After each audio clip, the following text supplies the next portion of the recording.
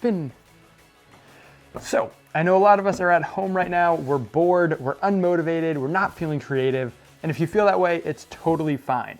But if you want to do something about it, the best way to get over that hurdle is to learn something new, try a new skill, experiment, get out there and just start shooting things. So that's why I'm super excited to start doing a new challenge series here on the channel for at least the next couple weeks or so, maybe longer if you guys really enjoy this format and want to do more of them, to get you out there, get you shooting, get some inspiration into you, and really have you try out some new techniques and tricks that hopefully you can pull back into your work once this whole thing is over. I'm also super excited because I'm going to be doing a giveaway as well to some of the people who participate in this challenge, as well as sharing some of our favorite ones on our Instagram channel, as well as here on the YouTube channel on next week's episode. If you're interested in getting involved and entering into this sort of contest challenge thing, definitely stay to the end because I'm going to be talking about exactly what you have to do to get involved and enter in for the giveaway. Now let's get into this week's photo video challenge. Drum roll, please.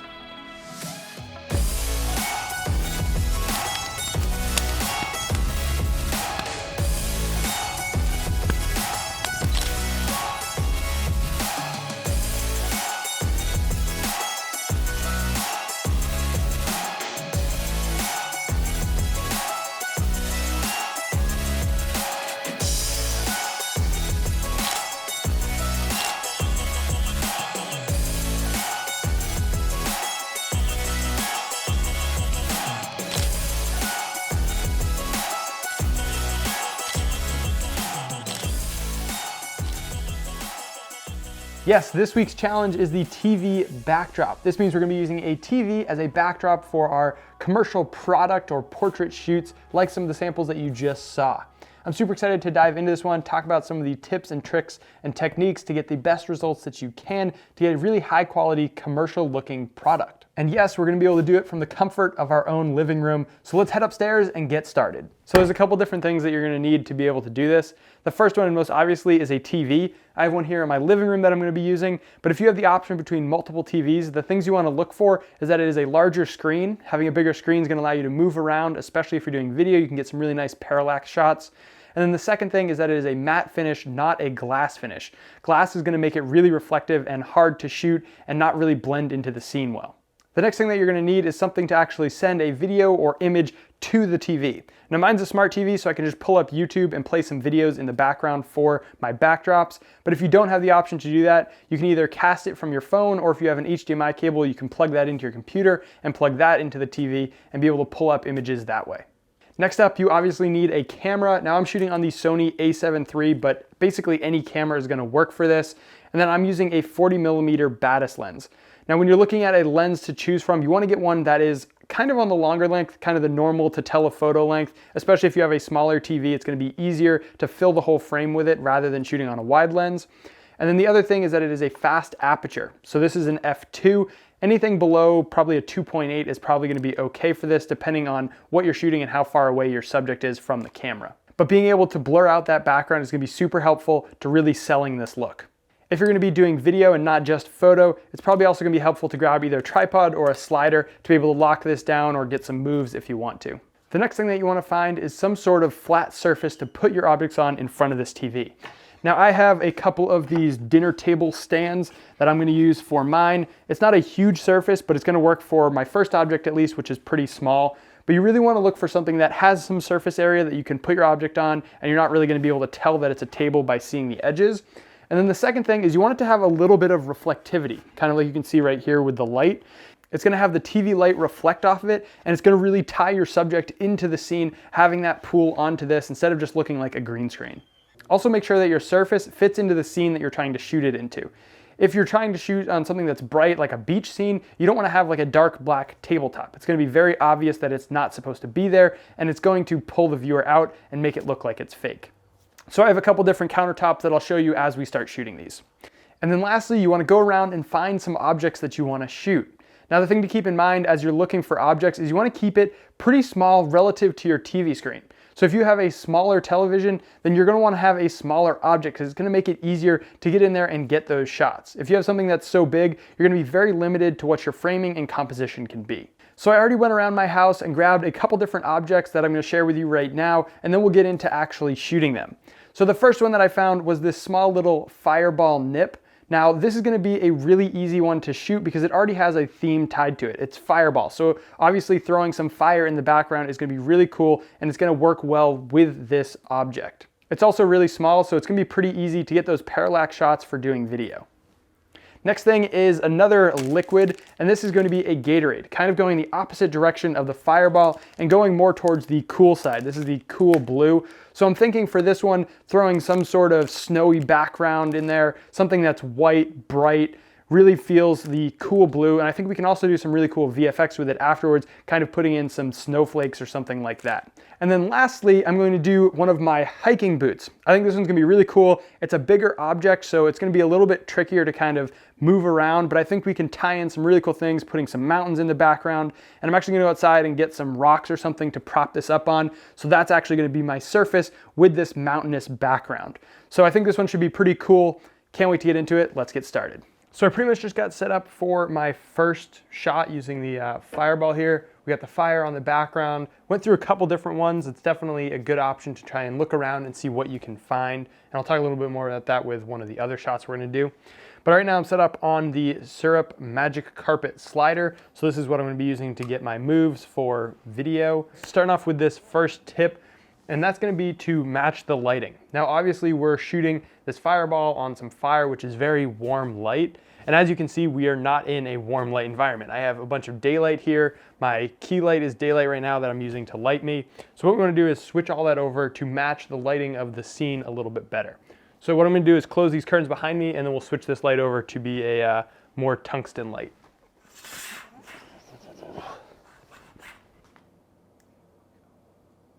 And as you can see, a lot warmer now. I can't really do anything about this window because I don't have any curtain rod or curtain to hang over it. So we're just gonna have to deal with it. But change as much as you can to get it looking good. So as you can see, looks much better. It's much more in the environment that we want to shoot it in. So let's go ahead and get a couple shots here, and then we'll move on to the next one.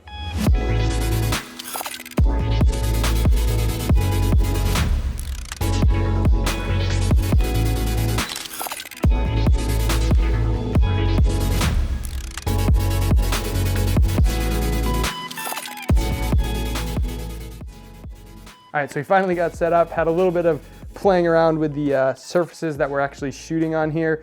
I switched over to the IKEA countertop because it's a little bit bigger, it covered the screen. The bottom one was just too small for how far we wanted to get away from the TV. Still on the Syrup Genie slider, just lowered it down a little bit, so we're kind of having this up angle, looking at the TV in sort of this glacier wallpaper scene. Switched over the lights and opened up the curtains again, so we're back at that 6,000 Kelvin range to get that really nice white color. So I have a couple tips for this kind of setup that's much brighter. If you're having too much exposure from your TV, like it's too bright compared to what your subject is, and you kind of want to balance that out, there's a couple ways you can do it. You can obviously change your camera settings, but you can also go into the TV. So if we go into our menu here, we can go into picture profile, and then go down to the backlight or brightness, and you're gonna be able to dim that down. And if you look on the screen, you can actually see that starting to change the exposure and look a little more like we want it to, having a little more of that blue color cast in there. And we can adjust that around until we get it right where we want it. Now, the other thing that you can do is obviously change some of your camera settings. You can stop down your lens, so getting more depth of field, which is gonna kind of show off the background a little more, or you can change your shutter speed. Shutter speed is one you have to be really careful with because as you change it on here, you might start to see some banding. So I'm gonna go ahead and I'll change it up. Right away, you start seeing that crazy kind of banding on the TV behind it, that flickering because of the refresh rate of the TV. So you just have to be really careful with that. So for this one, I might try and go down and see if I can find it. Yeah, so 1/25th seems to work pretty well, but that starts to change the exposure. So let's try and stop down. So we're at 1/125th at a 4.5. Also with these setups, watch out for reflections. As you can see up in the top left-hand corner, that's my key light over here. So that light right here, I want to try and move back so it's not in the shot. So let me do that real quick, and then I think we can start rolling.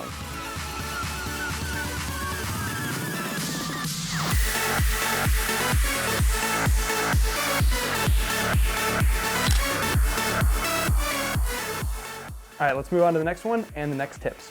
Oh, hold on, scratch that. So as I was getting ready to start tearing this down, a recommended video popped up on the screen. and it's this channel that literally just does these wallpapers of like moving wallpapers, and there's a ton of different ones. It's called Relaxation Windows 4K. So if you search that on YouTube, you'll get a ton of these backdrop screensaver things, and they're categorized into different sections. So you have like winter ones, you have tropical ones. There's just a bunch of them in there. So definitely go and check those out. I'll link to them in the description as well. Okay, now on to the next one. So I'm heading outside right now to go find some rocks that I can use to prop up for the mountain shot, where I'm gonna have the mountain in the background, my hiking boots on a rock. It's a little bit rainy out right now, so I'm gonna try and hurry, grab a couple of these quick, we'll head back inside and then start setting it up. Let's get another cool one. Bucket's gonna be super heavy. All right, that should probably be enough. Big bucket of rocks here. What I'm gonna do is set up the shoe, so let me grab that on top of the table here. And then what I'm gonna do is just go through and try and find a bunch of different backgrounds. Now, it's really important to test out the backgrounds, see how they look on camera, because they might be a really cool background to you personally, but on camera it just doesn't sell. The things you really wanna look for is perspective. You wanna make sure that the camera angle and the way you're looking at it is the same way that the background is shot as well. The other thing is just play around and try a ton of different backdrops. As you can see, it's cycling through some right now, and you might find one that you weren't really thinking of, but it works really well for whatever product you're shooting. So as this goes through, I think I set up for a jungle one, a jungle stream. I think that looks pretty cool. I don't know how well I'll be able to tie this in because the rocks are gonna make it kind of prop up here, and they're not really green, mossy rocks. So I'm gonna look for another one, but we're on the right track with this. I think this is gonna work pretty well. So we're gonna crop out the table underneath, so we're just kind of seeing the rock pile there, and we'll go in on the boot and we'll have this mountain range in the background.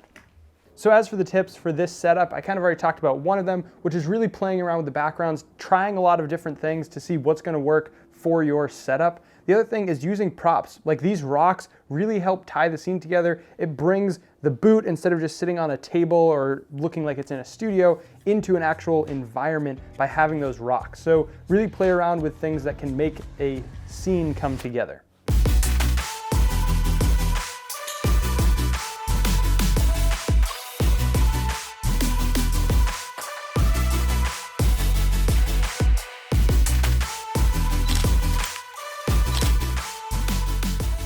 Woo, that was super fun. Hopefully you guys learned some amazing tips and tricks and techniques that you can pull out and start using in some of your own work. If you guys want to learn how to get into the contest challenge thing that we're going to be doing here, and you want to submit for the giveaway, what you need to do is go on Instagram and share your post and use the hashtag LENSPROTOGOATHOME. That is the hashtag that we're going to be using to see all of the entries for the giveaway, so make sure you're using that when you post up your video. What's up guys, Editing Greg here, and I was just wrapping up this video and realized I didn't really explain what you're supposed to do to actually enter into this. So what you're going to do is shoot either a video or photo using a TV as a backdrop, and then you're going to tag us using that hashtag, and you can also tag us at LENSPROTOGO. And we're gonna be looking at all these entries and be picking the winners on next Thursday at, let's say, 12 p.m. Eastern time. So make sure you have it in by whatever that date is. I'll put all of this in the description as well, so check that out. But that's really all you have to do. Send us some behind the scenes too if you have it, that would be awesome. And we're gonna be sharing kind of throughout the week on our stories, and then we'll announce the winners on our video next week. All right, back to the video. And most importantly, make sure to have fun with it, be creative, try out some new techniques and things that I didn't even mention in this video. I can't wait to see what you guys make with it, and I'll see you right here next week.